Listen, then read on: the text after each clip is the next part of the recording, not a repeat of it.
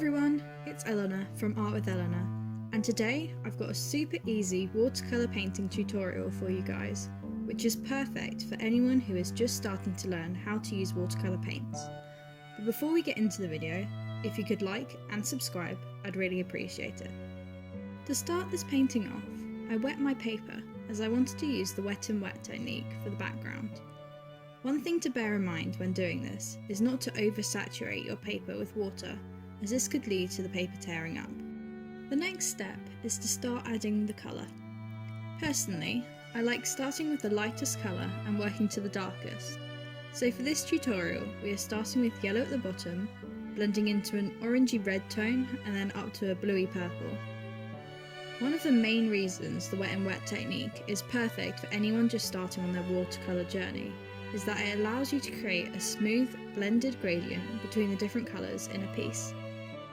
Now, for this piece in particular, I wanted the background to be the main focus of the painting, so I ended up doing 2 complete layers to make the colours look more vibrant, as well as adding in a bit of orange watercolour paint to the right hand side of the piece. As you can see, I struggled a little bit with the blue paint bleeding into the orange. So one thing you could do to avoid this is make sure the orange paint has dried fully before adding in the blue paint by using a hairdryer on a cool setting to speed up the drying process. To make the background more interesting, I mix streaks of the different colours into each other.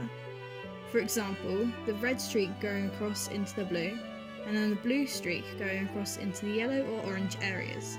As I am working on a circular piece of paper, I wanted to plan out where to put the trees along the bottom edge of the paper, as I wanted the trees to look like they were curving around the edge of the circle.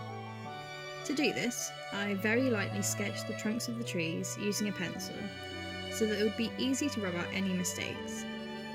Another thing to bear in mind when sketching these trunks out is to make sure that you vary the height of the trees. This is because it is quite unrealistic to have loads of trees all at the same height. In doing this, I made the trees at the bottom of the circle the shortest, almost as if the trees are being viewed from below. To paint the trees themselves, I began by painting in the trunks with black watercolour paint.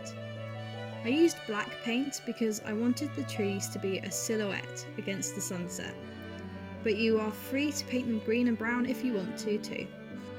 To fill in the branches themselves, I find the easiest method is to use a small fan brush and simply just dab it with the brush at a vertical angle along where you want the branches to go. What makes the branches look more like an actual silhouette is leaving gaps for the light colours of the background to shine through. You also want to make sure that the branches get shorter as it goes up the tree, so that it almost feathers out at the top.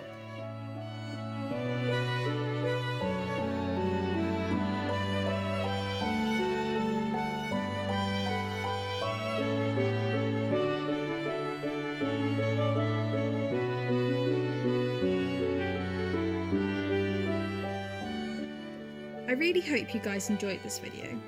Let me know in the comments below if you give this tutorial a try, and make sure to tag me on Instagram at artwitheleanor, as I'd love to see what you create.